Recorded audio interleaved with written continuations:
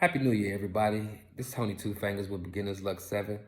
I just want to start off by saying 2023, it was really good on the dice. I hit about 4 all tall smalls and maybe 2 fire bets, 1 4 number, 1 5 number. Still ain't hit that 6 number yet out here, but let me talk to you guys about something. Mainly the beginners, Um, when you first walk up to the dice table, okay? And let's just say you have no experience at the dice table. So the first thing you want to look for when you walk up to that dice table, before you put your money down, you want to look for the shooter, okay? And let's just say you walk up to the table, and the shooter is the person with the dice. But when you get to the table, the dice is still in the middle. So you don't know who the shooter is. It's okay to ask somebody, say, hey, who's the shooter? The reason that you need to know who the shooter is because you do not want to interrupt the shooter. You do not want to crowd the shooter. You don't want to cash money in by the shooter. You actually would like to give the shooter some space, while they're shooting or setting the dice or whatever they're doing. They're just sitting there thinking. You don't want to really talk to the shooter too much and ask him too much, because this is courtesy. This is unwritten rule, like of casino dice. You don't walk up to the dice table and bump the shooter or be right next to the shooter, stopping the dice. You want to know exactly who the shooter is before you even cash your money in. This is very, very important. You understand? Because everybody shoot differently, for the most part. Everybody have their own way of shooting. Some people are random shooters, so they just throw the dice, pick them up, shake them, and that's fine. And some people are control shooters, where they're actually setting the dice and properly landing, trying to land it in the same spot every time.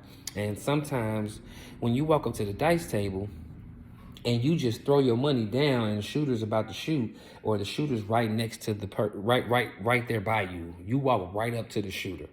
And now the shooter has to wait for them to cash out your money and pay you, so you want to just give a little courtesy. I understand if you're a beginner, you've never played dice before. So a lot of the times when you walk up to the table, you don't want to stand by the shooter and just watch. There's other places on the table. You want to find somewhere, open, and if the table is really, really crowded, then, you stand back and you watch for the shooter, because you just don't want to interrupt anyone in the middle of their shot.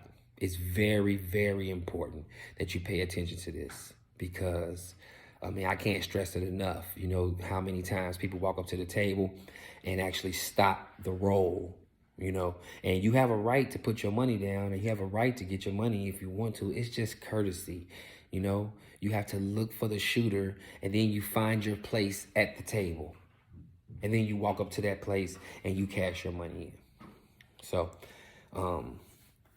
anybody that feel like they want to chime in, if you see this, go ahead, because it's kind of aggravating, when you have a good roll and then all of a sudden that person comes and just wants to stand right behind you and watch you, and they don't know that they're doing something to the shooter. They have no clue. They're a beginner, or even if they're a beginner, even if they're not a beginner and they're just walking up to the table, it's just proper courtesy.